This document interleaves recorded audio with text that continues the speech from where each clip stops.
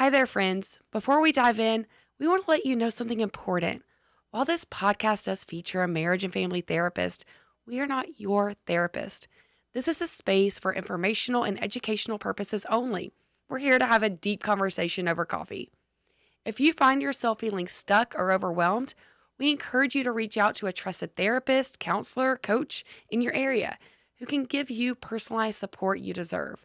Because let's be real, life is way too hard to go at it alone, and your emotions are way too valuable to ignore. Okay, now that we've gotten that out of the way, let's get to the good stuff. On today's episode, we're going to pick up where we left off last week with a conflict that Dr. Glen and Phyllis are navigating and experiencing together today. And so much of it has just reminded me of my own experience in these moments where one of us, Wes or myself, is going through a really hard season of transition, and the other person almost feels a level of like, I don't want to put words in Glen's mouth, but almost hopelessness of like, how long are you going to be in pain, and the fear of that, and how that can play out then in the conversations and what that leads to.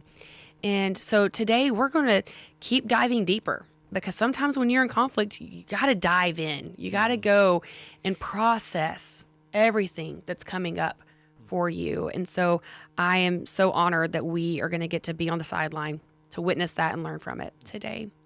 I think that was what I wanted to point out, is that we are all going to miss. All of us are going to miss.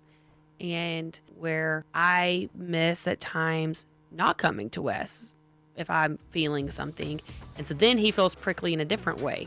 And in that situation, I miss with him by not just telling him what was happening. Welcome to the Connection Codes podcast. This is the podcast where we break open those emotions that take us from being disconnected to connected in our relationships and in ourselves. I'm your host, Tera Wages, and joining me is marriage and family therapist, clinical sexologist, Dr. Glen Hill, and his incredible wife, Phyllis Hill. And together, they have founded the Connection Codes, which is the guide to human connection. And we're so glad you're here. Yes, hello world. Hi, friends. So, today is a raw day, for sure. I do feel sad that we had a conflict this morning. My joy is that we get to share it with you guys in the moment, in real time. Right before we pushed record, Glen said, I would like to, I don't know if you would use the word process pain from the episode that you guys heard last week. And I would just love to start there. I would love for you to share what pain you had from that episode. Yeah, well, pain, fear, combination that, because part of the sense that I got from the last episode was you conveying that, wait, what? Phyllis hasn't been experiencing pain. Phyllis hasn't been, whatever you want to call it, discombobulated, dysregulated, knocked off course. And whereas I'm thinking, oh my gosh, I've held you as you wept so many times in the last number of weeks, the last, whatever it's been, 3 months. And I think I've always experienced you since the day we met as so capable and competent, and my, psyche has just set that, oh, Phyllis has this, she's got this, she's got this. And what I've experienced so many times in the last, 2 or 3 years is that, oh, Phyllis doesn't have this. And of course, I've asked you so many times, has this been true like for the last 6 weeks or the last 40 years? And usually the answer is 40 years. So I just get lost in it. I'm just so uncertain what it equals, and therefore what to do, how I can be there for you. I've said to you numerous times that, I just don't know. Is this a 5-year plan, a 15-year plan, a 25-year plan? And I'm down for all of it. I mean, I'm your partner. I'm not going anywhere. I'm going to be with you through it all. And I know you don't know an exact answer to that, but it would help me, because I'm thinking I don't mean this way it sounds, but any minute now, there's going to be a releasing. Any minute, any day, any week, whatever. Which is part of what, I've realized as we've talked about all this, part of what throws me, and I assume people heard the episode last week, that, you feel guilt about this because when it happened that morning, which is actually this morning because we're batching podcasts, but because I'm thinking, okay, we're off to a running start today. There's going to be, pick a number, X number of guilt experiences, X number of pain experiences, X number of fear experiences, and it's going to be another heavy day for her. And if it is, it is. But that's part of what feels, I don't know what word to use, but taxing for both of us, but for me as well, where I'm thinking, okay, here's more pain points. Here's more struggle points. Dr. Tera, would you like to speak into that before I do? Well, just to clarify for our audience, I am not a doctor of anything yet. Wow. But I want to recognize that fear that you have of not knowing when the end will be. I think we all find ourselves there at times of like, how long is this going to last? And I think a lot of our listeners are there too. And I've even heard, you'll coach and be like, yeah, she may have to process this pain 10,000 times. And she's just going to process the pain. And so I think that at times we even just need those reminders of, for Phyllis, if she processes guilt or pain or fear 100 times that day, if it's a 20-second interaction, then she can get it out of her body and it can move forward and not stay stuck versus storing it. And then the whole day, 24 hours in that day is flooded with that emotion. Because that's just something I've heard shared. And I know when you're in it, it's hard to recognize. And so I want to honor that experience for you as well. But I think that there probably are a lot of people listening and be like, yeah, I am Glenn in this situation, or I am Phyllis in this situation. And it feels hard to be both people in that. But the goal is for Phyllis to be able to process at the moment and be able to feel safe so it can get out within 20 seconds and not stay stuck. Yeah, I think that you said quite a few things. So I sometimes go, oof, I need to be writing this down. I can't quote you, but you said something like you'd think any minute now, something. And I'm like, what does that look like for you? Like, what do you want to see in that? We've been together a very long time. We have had periods, long periods, extended periods of time where we're just in sync and we just have fun together. And every day is, and I don't, the word fun may not be the ideal word there, but I'll just use it anyway. It's just a fun day. And at the beginning, the middle, and the end of the day, it's like, oh, this just felt good. It felt, you used the word nirvana repeatedly in the last episode. And I don't, the experience for me the last 3 months and even beyond that has been spectacular. I'm just loving, what we're getting to experience. But when I turn and look at my partner, I'm like, ooh, she's not loving this. So I don't know how exactly to specify, to delineate it.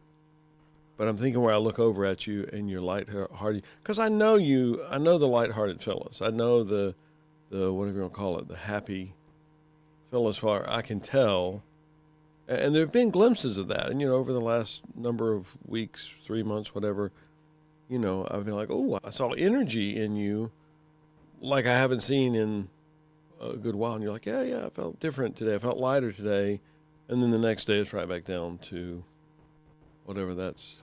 It feels pejorative to put a word on it, but I'm like, oh. And anytime that happens where there's a higher energy day, I'm like, oh, okay, I think we're, shifting. And then come to find out that's not the case. It's a very bad answer. But Well, hate to agree that that's very bad. It's nebulous. I don't know what you're looking for. I go back to, and I'm not doubting you that you have memories of something and you're hoping to get us there, or you want to see that old Phyllis or something.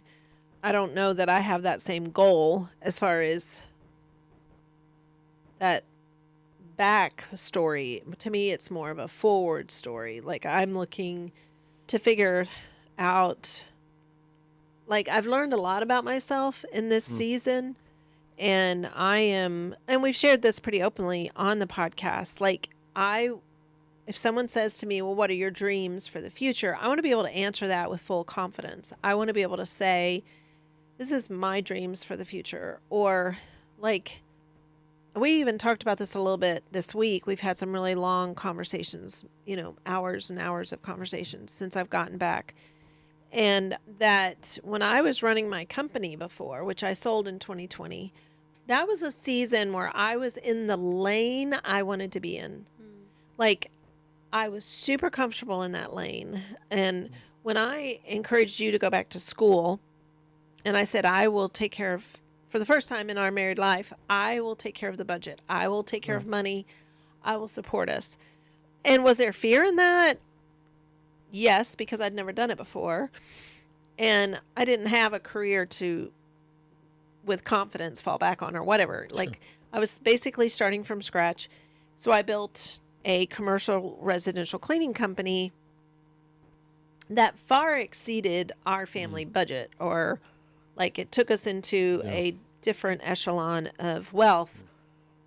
And I really liked that lane. Like I thrived in that lane, and you thrived in what you were accomplishing. You got out of construction, you went back to school, you started a private practice, you poured into the connection codes. And I am, I think no, it was before I turned 60 that I sold that company. But there's no regret in selling that company. There's no regret. But I do know that I went through an identity crisis. I jumped right into connection codes and didn't take any time off, didn't really figure out, well, what do I want my next chapter to look like? So in some ways, I've been backpedaling since 2020. I sold the company at the end of 2020. So it's not been 5 years, it's just been a little over 4 years. And it's kind of for me, I'm still on this discovering me, and I'm having emotions that I don't know that I've ever been aware of. Maybe I've had them, as in, like I can now feel and describe what some people would just easily call, oh, that's depression, or that's burnout. Don't you know that's burnout? And I'm like, oh, there's terms for this. Like, I'm not so familiar with the terms, but I can tell you what's happening in my body. And then someone else may go, well, that's kind of what burnout looks like or whatever. And so I'm just like, oh, that's fascinating. Like, I'm learning a lot about myself. And I think going back to the previous podcast, I think it's hard for you to see me in pain. Yeah. And I think it's really hard to just ooh it and get curious and go, oh, tell me more about that. Like, this morning specifically, I expressed guilt about not following up with someone. And I think in the curiosity of going, oh, what happens with that guilt? What am I missing? And even in that question, like to word it, what is Glenn missing? I also go, that also means, Phyllis, what are you missing? What are you missing in that? And to slow down enough to go, okay, let me get curious about myself as well. Like, what leads that? No judgment in it, but just curiosity. Like, what happens for you in that? I don't think we just shared this with each other. I think it was on the podcast that the way I ran my company, I'm master at following up. Yeah. I got so many clients immediately because I followed up super quickly. And so to me, it's dysregulating to not. Now, what Glenn shared was, well, we have a team that's following up, but I didn't know that information. I mean, I know we have a team, but I didn't know that specific person was followed up. I think you said 4 times. So I didn't know that. You thought I knew that. And I don't know that because I don't keep up with that. I'm not in those meetings. I don't, so I think that going back to what was shared before, like what I need is a little more time to be heard, a little more time to just process. Like, to me, it goes high really fast. And I think you are affected. I was going to use the word triggered, but that may not fit there. You're affected by my emotion and the way I'd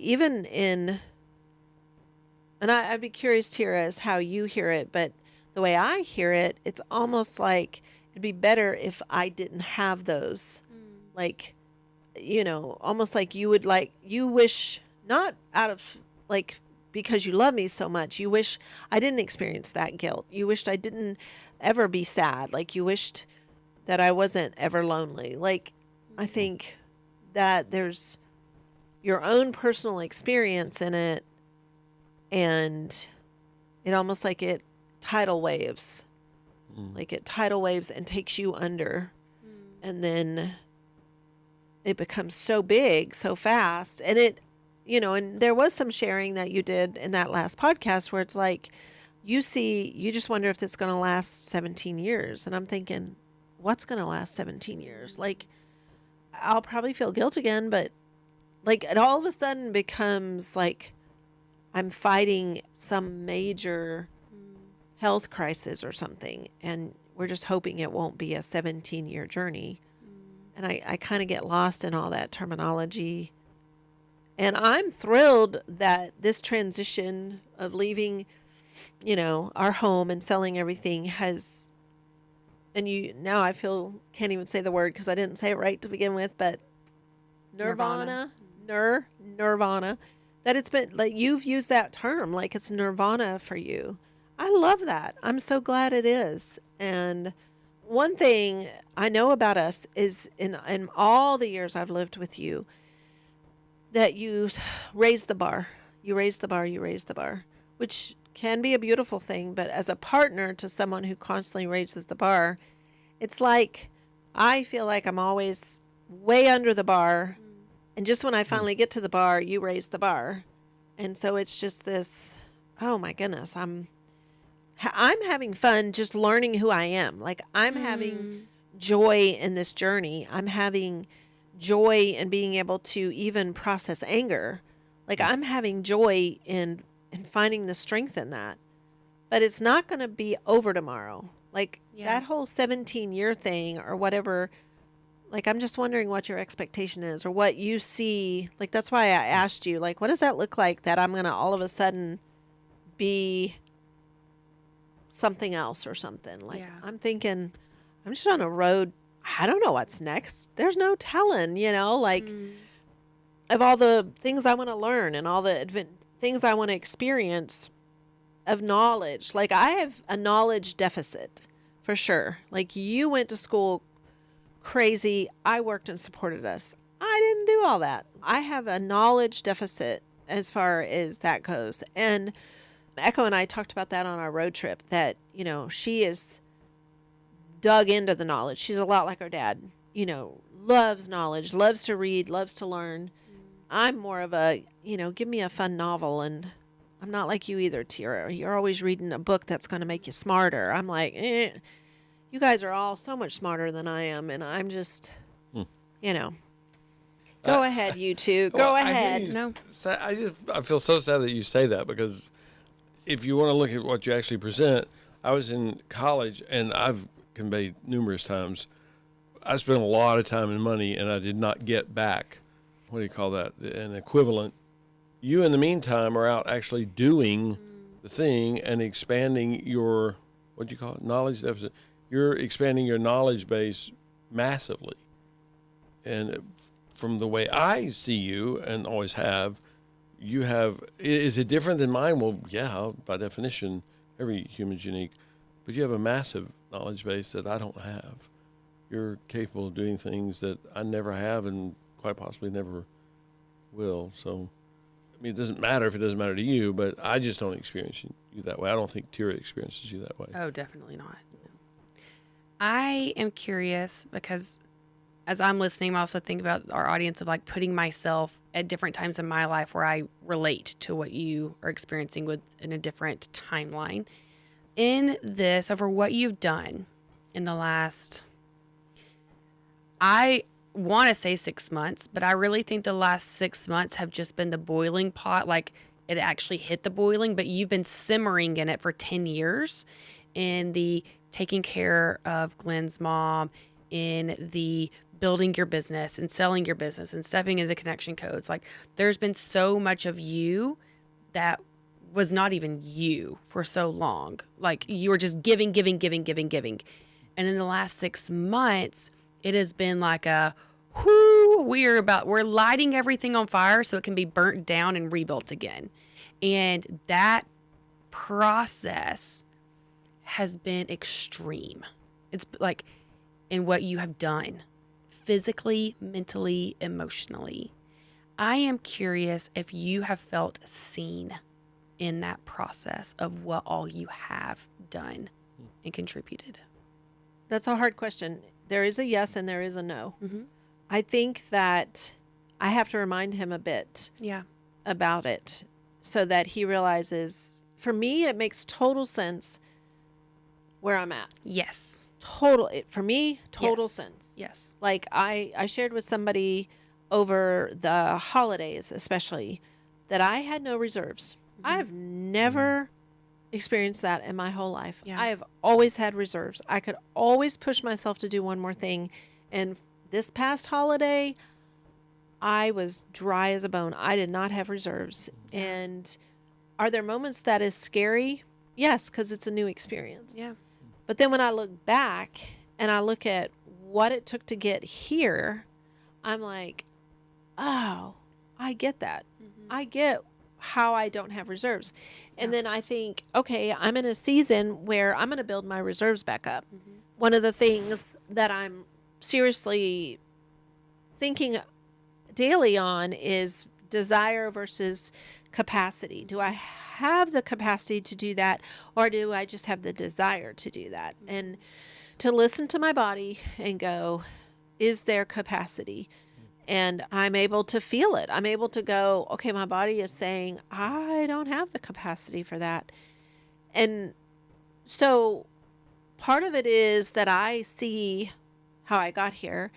And I think that what I experienced with you, babe, is that you're thinking we experience life the same and we experience situations the same. And so the end result should be the same. And, you know, I know we talked about this last May when we kind of saw the writing on the wall and we kind of realized, or I verbalized, I can't do this anymore. That you said, I hear you and I support that, but I can't like show up in that space with you. I don't remember how, I don't want to misquote you. You didn't say it like that at all, but like as in, we can get the house ready. We can do all these things, but I can't because I've already committed to this, this, and this. And I understood that. We had a really good conversation about it. And I understood that you would not be able to show up in that space. So I knew I was on my own to get it done. And what I mean by on my own, it's not that I didn't hire help. I hired tons of help. But it still was up to me to make sure, I don't know, 1,000 things got done, like, you know, in a very short period of time.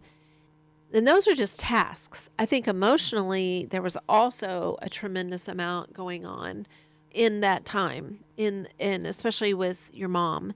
And so I think that we got to the finish line, I think, very differently. We showed up at the finish line very differently. I would say I was beaten and tattered and crawled across that finish line. And I think you sprinted across that finish line looking better than ever. And, you know, your personal goals, you've been killing them. Like, you don't miss a day. You walk like a maniac. You do all the things. You count all the ounces of your water. Like, your health goals are up here. And I'm crawling across a finish line to say, we got that piece of, that part is done.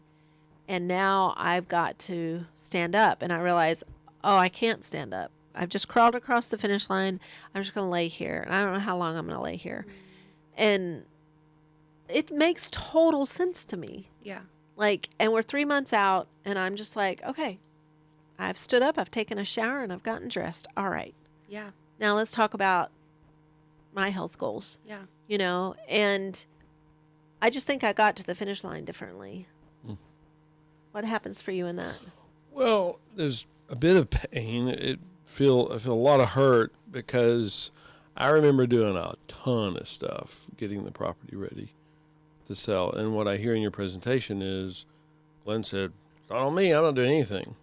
And that's just not true. I did a lot. I mean, I could start rattling off so many of the things, hard work that I did to get.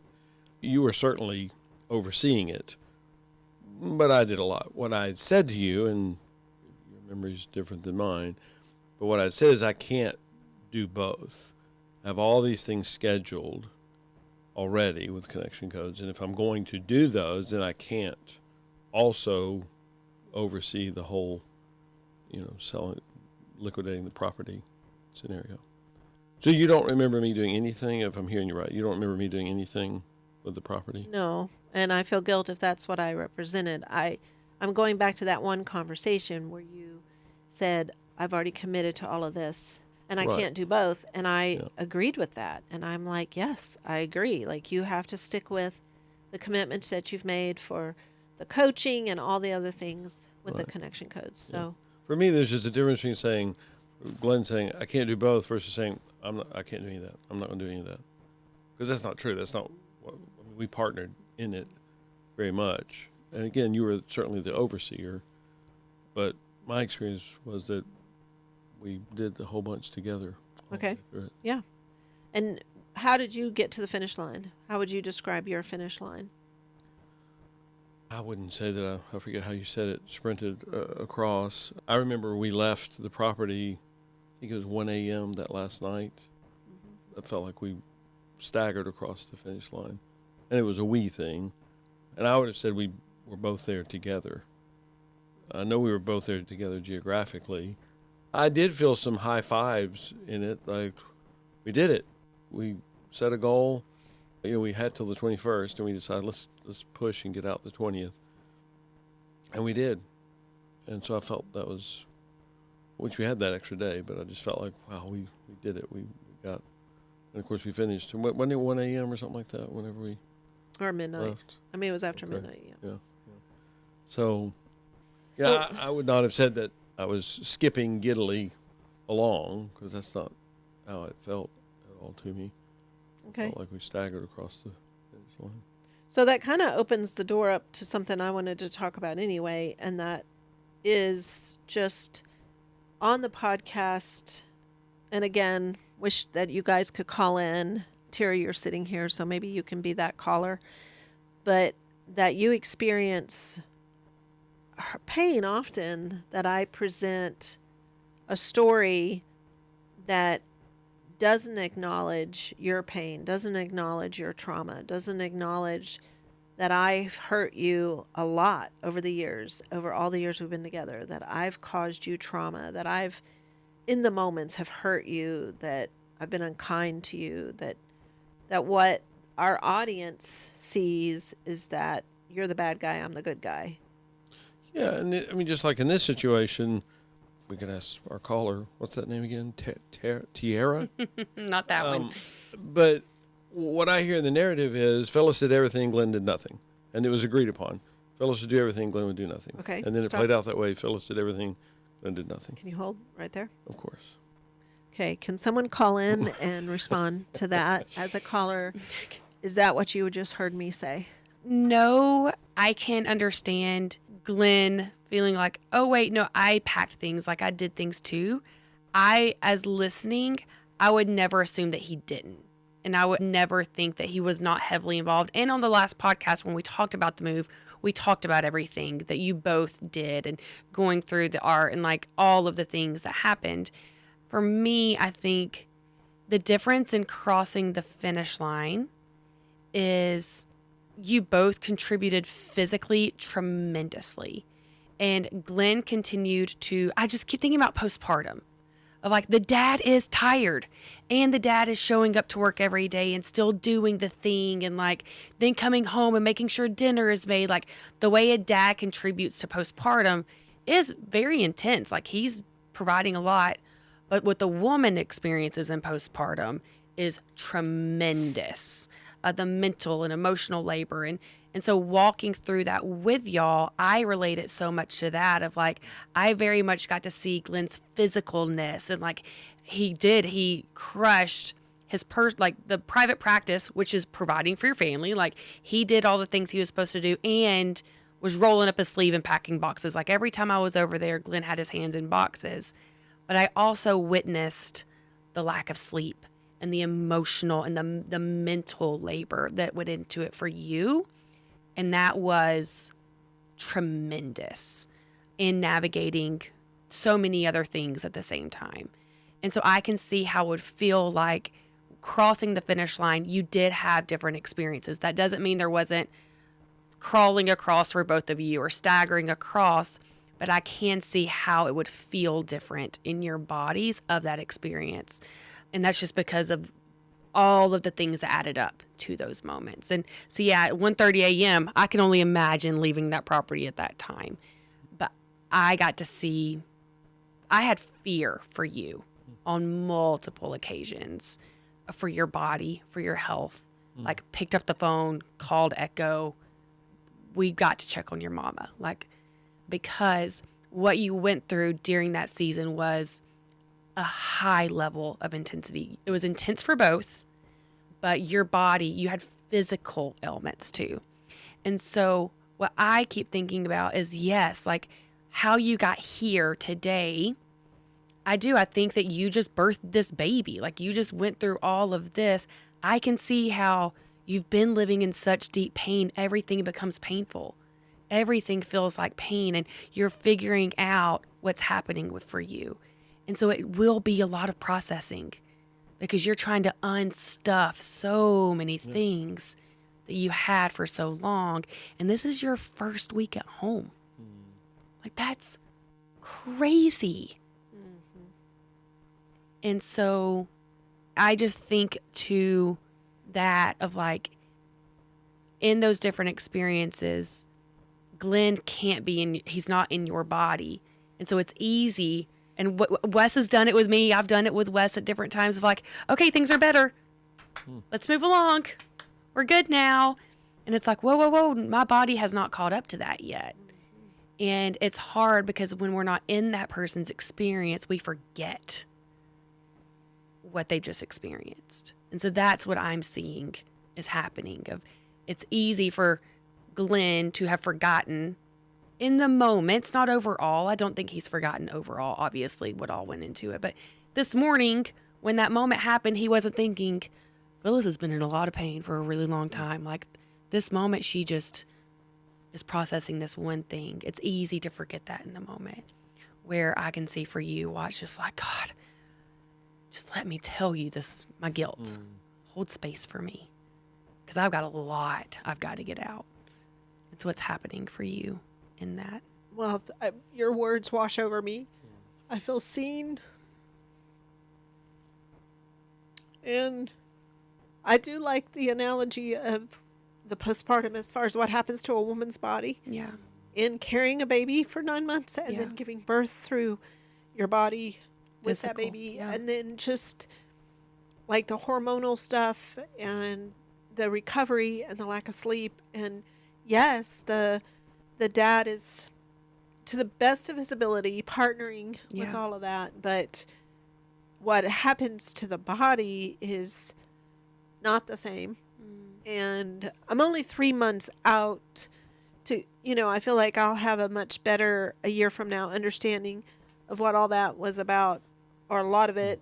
And, some of it has continued. Like, there's been a lot of real big hurts with his family. Yeah. And it's like, I don't know if any of them ever listen to our podcast, so I do feel some fear, but I don't know that I've ever heard in these last 3 months, hey, really appreciate what y'all did for 11 and a half years. Like, Can I correct that? It's not that you haven't heard it. It hasn't been said. Well, I mean, it's true. You haven't heard it. There's a reason you haven't heard it. And that's one of my biggest anger points of the last long time. You know, I'm one of 6 siblings. My oldest brother passed away, although my oldest brother disowned his mother many, many, many years ago. As far as I know, you have never received, my younger sister, there's some there, but from all the others, you've never received any accolade. Is that fair? I don't want to overstate it. well, that's To my why- knowledge, they have never said, and from where I sit, you should have been getting 10 a week from the various, siblings. Like, oh my gosh, it's unbelievable what you're doing. Not for your mother-in-law, which happens to be our mother, is just nth degree, I think, absurdity. And to now be criticized by them is, I don't even know the words for it. So it's unbearable. It's unimaginable. I know there's going to be listeners who are in similar situations. You're the caretaker. Right. You're the caretaker of your own elderly parents, your own elderly mother-in-law. I don't know, but it is very challenging. So I'm sure you can relate to some of the things that are being said. But the last 3 months, there's definitely been major. I wish we could be incredibly open about it because it's family, and I don't know, for the, what do you call that? Out of respect for the family, we limit our stories. But man, some of the stuff that has happened to me is just shockingly painful. Yeah. Like shockingly painful. And I don't know how I ever became the bad guy Yeah. who took care of my mother-in-law. And I would suggest it is certainly shockingly painful. It's just shocking. Yeah. I mean, the text that you get. Oh my and gosh. what multiplies it is nobody talks to me about it. Well, that's my, true. My siblings. It's very fascinating. And I wish they would, and they don't. They're not kind to me at all, but they're mostly just distant, but semi-respectful in any communication they have with me, and I don't even understand all that. And simultaneously, I have 2 cousins who are like sisters to me, and who are kind, Yeah. and who do recognize, oh my gosh, Phyllis, what you've done is way beyond nth degree. It's again, I don't know the words for it. And that, in one sense, it's a beautiful thing, but in one sense, it makes it worse because it feels so good. And it's like, well, wait, this Glen's mom's children don't give any of those positive feedback, and on top of that, they criticize and tell you how awful you are. It's maddening to me. And I'm thinking of that this is just one pillar of pain that you've been yeah. experiencing. Oh, yeah. And that is a huge conversation that is being had, is like how much mental and emotional labor consumes our bodies and our mind, like how much weight is on that because we can't see it. And so we can kind of guesstimate what's happening for Phyllis, but when it's mental and emotional, Glen's not going to recognize that on a Friday morning at 8:00 because it's hidden behind. And so it's easy to forget what all is happening for you. It's easy to forget that. But that it is painful from both sides. And so I think that in thinking through all that you have experienced, just that one example, you could do 15 different core emotion wheels and probably hit every emotion but joy. You may have to say the same joy all 15 times, but hit every emotion over and over and over just for that one part. And then moving. That alone ruins marriages. People literally get divorced when they build a house or have to move because there's just so much chaos that goes into that. Getting rid of everything. Your daughter-in-law and son, like, you're still recovering. We haven't made it to a year yet Right. of that diagnosis of Meg and Sky and all that you did in that. It has been so extreme what has happened for you in your body over this last year. And so I think, like, really recognizing now, I'm so excited. We talked about this on the last podcast. No wonder you got off the hamster wheel and you feel disoriented. You're grasping for, what is going to hold me up today? Right. And finding what that is going to be and what is safe for you to hold you up. And that is a journey that you're on right now that I can see from my own experience in my marriage of it's scary to be the partner and not know how long is that going to take until you can stand again. Because we go through those seasons of like our partner is struggling and we want to help it and we just want to make it better and let's figure this out. But you can't. Right. You can't. And so getting the curiosity is the key. And to invite Glen into that, to remind him in those moments, hey, like, could you get curious with me? Could you? And that's where we talk about we don't need better intentions. Because Glen's intentions, I believe, and what I've witnessed personally, are nothing but good, like you said earlier. But he needs he has to be reminded. You created him, but we're all pilgrims, and I love that you say that. Yeah, and I think it just dawns on me, just sitting here in the moment, just that, you know, my I know it's a pain experience. I guess there's a little fear in there. Two, I just want you to turn to me.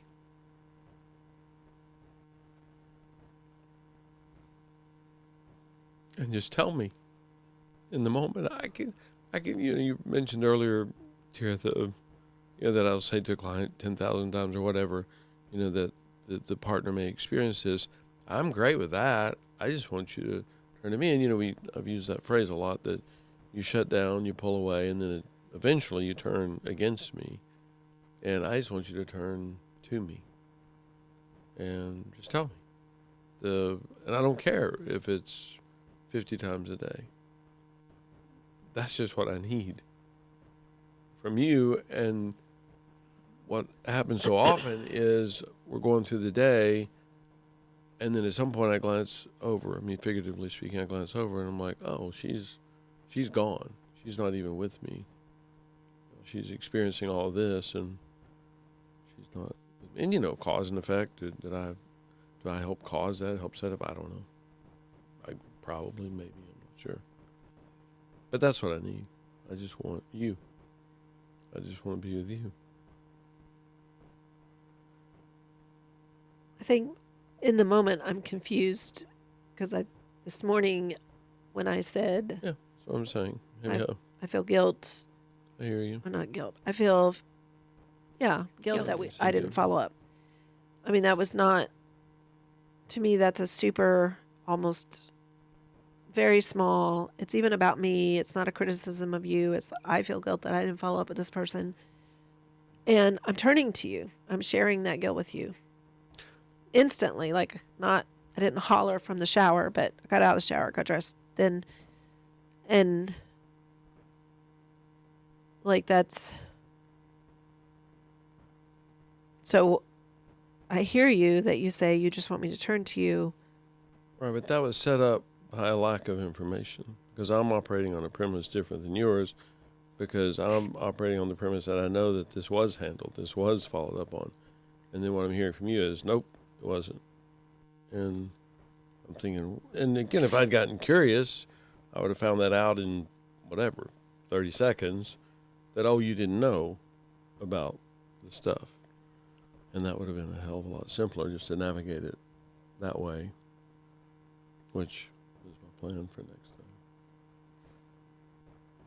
That'd Which be is, great. again, completely unfair to you, the whole way that I navigated it, but also the fact you didn't have that information, which I'm not trying to get you to know all the information. That doesn't really matter. But if we had covered that in 30, 45 seconds, then you would have had that information, and that would have changed the whole interaction, I think. Yeah, absolutely. I'm only asking this because I hear you ask a couple things like this.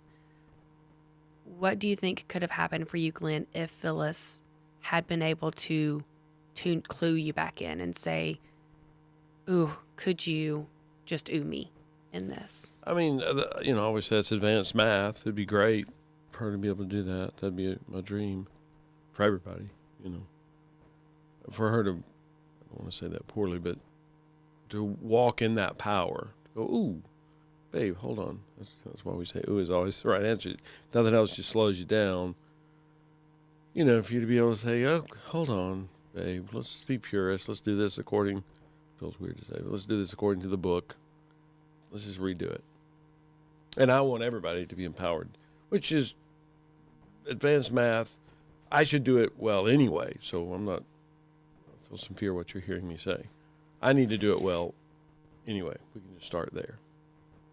If I miss, you also can help. Yeah, absolutely. I think that was what I wanted to point out, is that we are all going to miss. All of us are going to miss. And where I miss at times not coming to Wes if I'm feeling something. And so then he feels prickly in a different way. And in that situation, I miss with him by not just telling him what was happening. And then he may miss with me of forgetting to slow down with me. Typically that's me. But then we always have the ability to invite that person back into the experience and to remind them and ask them, hey, can you just hold this space for me? And I will say that in our relationship thus far, that has worked really well for us. Well, and I was going to say there have been many times where, and I think Phyllis does this far better than I do, where she has done that. You know, then there are times that you haven't, and it just is incredibly helpful and beneficial if you're able to. Which again, that does not mean Glenn needs to be a doofus at all. It's just I probably will miss at some point in the future. Yeah. And then I think also those gentle reminders of, in seasons like this, I think it's so important to do the wheel as often as possible, even on days where you think things are amazing, because especially in seasons where our partner is struggling, how I interpret this is an identity pain, which is the greatest pain, is what we talk about. Like from what I can see, and Phyllis, you can correct me if I'm wrong, because when I told you what I said, you got emotional because you felt seen. And so right now, not feeling seen in this pain of like, do you not remember what all we just went through to get here? Can you not understand like why I'm in pain? Like, that's an identity. Can you not see me? Can you not see me? Well, yeah. And so when one of us is in those identity seasons, which happen in a move, in a loss of a parent, in the birth of a baby, in a job, like there's so many seasons where we have that. That wheel is your lifeline to do repeatedly, no matter how great you think you're doing. Because what that does is it offers a space for the partner who's in pain to process their pain in an atmosphere where you know you're clued in. Like, we're ready for this. We know the rules right now. And it helps clue in that other partner who's not experiencing the deep pain, who's not walking in that currently in the same way, to be like, "Whew, yeah, I need to remember this. I need to be clued in to what's happening for them right now." And it just helps us to stay on those same pages as we navigate those seasons. I feel guilt. I don't know if that's the right one. I've wanted to do a podcast about a partner being in a tough season and the other partner not. I thought about it about 2 weeks ago because I think so many people experience that. And that is what we're seeing right now play out.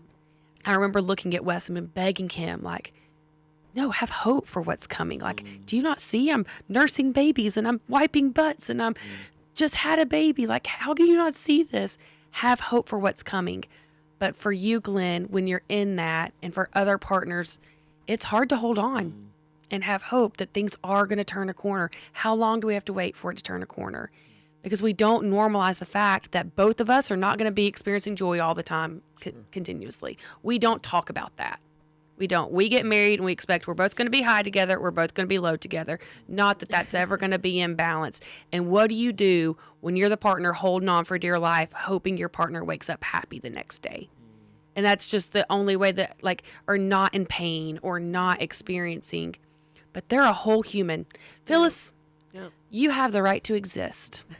Thank you. You have the right to feel pain every day right now. 100 times. And that is the core of what makes you you, and being able to process that out until you can get to the other side of that, whatever that looks like. And I think that it's so important that we can be reminded of that what you're experiencing right now, you're experiencing because you're human. And that's the best part of you. And I know it's hard. And watching you go through it, I have felt fear about it.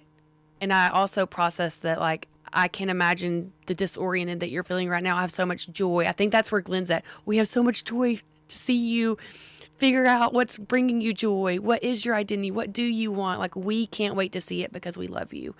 But as you figure it out, like, you're a human and feel it. Yeah. So can we do a core emotion wheel to close us out about what's happening for Here we you? go again, doing it at the end instead of the beginning. Well, I wanted to suggest at the beginning, but then we just finished it at the last episode, and then it was Hey, like, we make up the rules. We can do you know. All right. Can you go first? Let's see. For me, so sad and guilt, just that I miss with you. You know, I experience life so much differently than you do. It's not better or worse, right or wrong. It's just different. And so I miss, and you've shared this with me and with many groups countless times. And so often, gracious, it's going to take too long. But so often I think about the first time you ever mentioned trauma in my life. I'm like, trauma? What are you talking about? And so whenever you reference, you know, the last, 6 months, year, 2 years, 3 years, I was like, wait, what? You know, I just don't notice.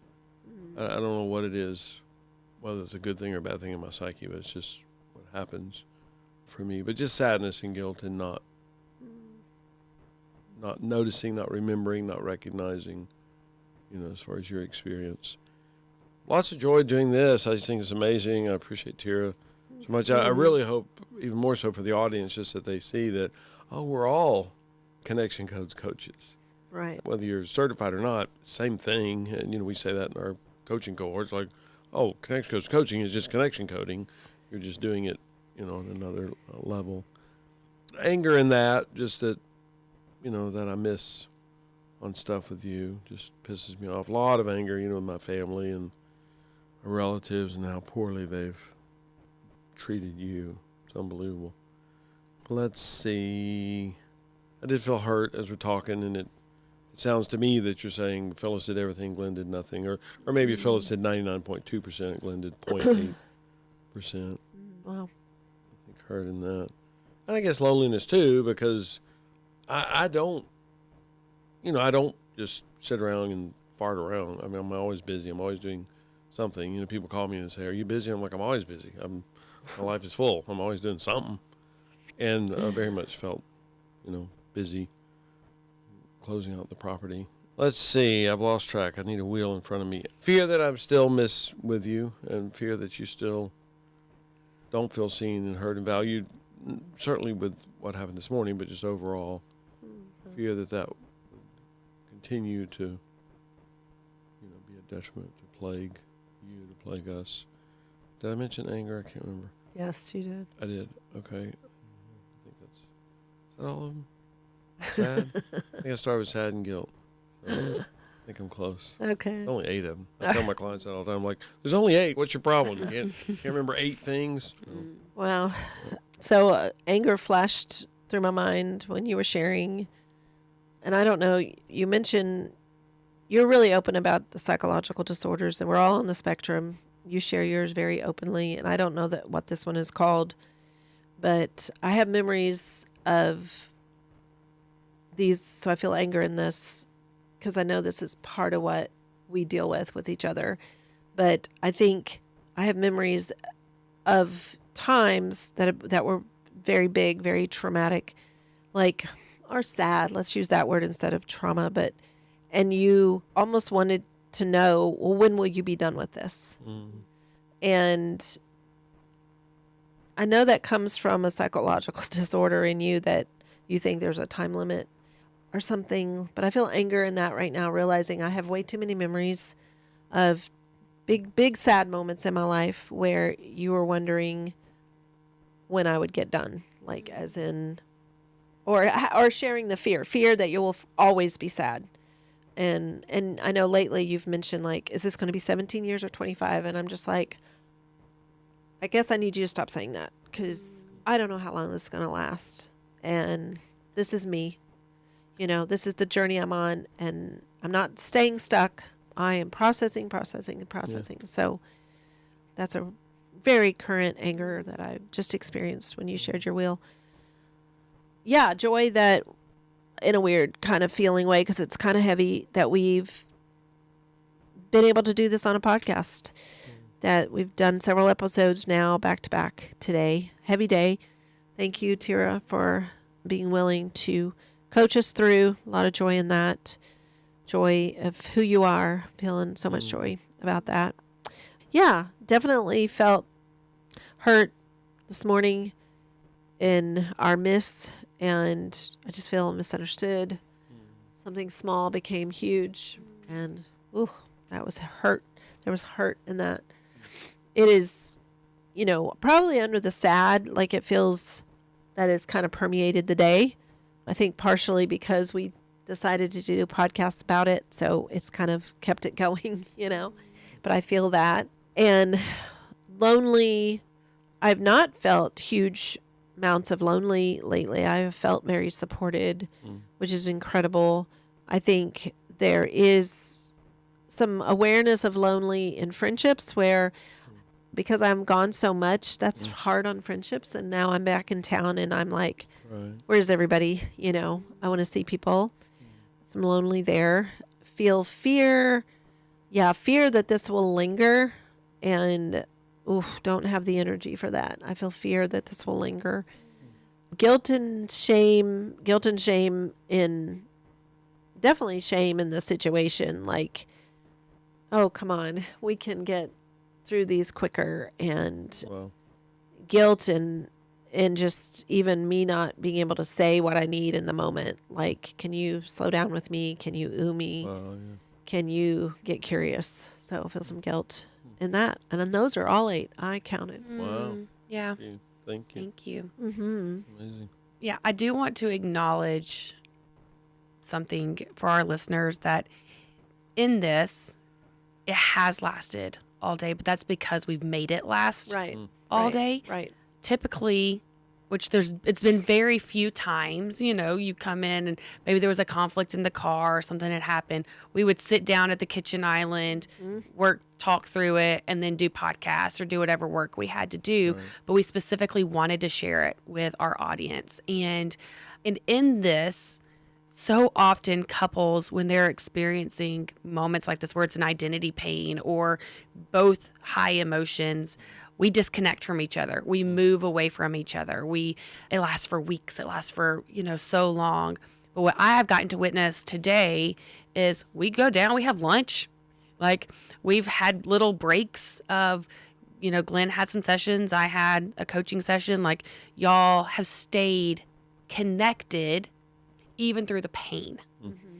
And I think so much of that is because you've done the wheel now 3 times with each other. You've said many of the core words, like when Glenn says sad, like you can hear the sad. When you've said guilt, like y'all can hear those with each other. And having a third person to kind of help, which is why we always recommend get yourself a coach, just in life in general too.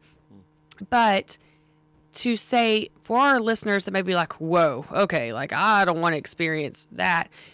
Like this, we can do. Mm-hmm. What you're doing today, it feels painful. I do not want to disregard the pain that you're in right now, but in what you've been out of, that level of pain, and what couples that don't have these tools are experiencing,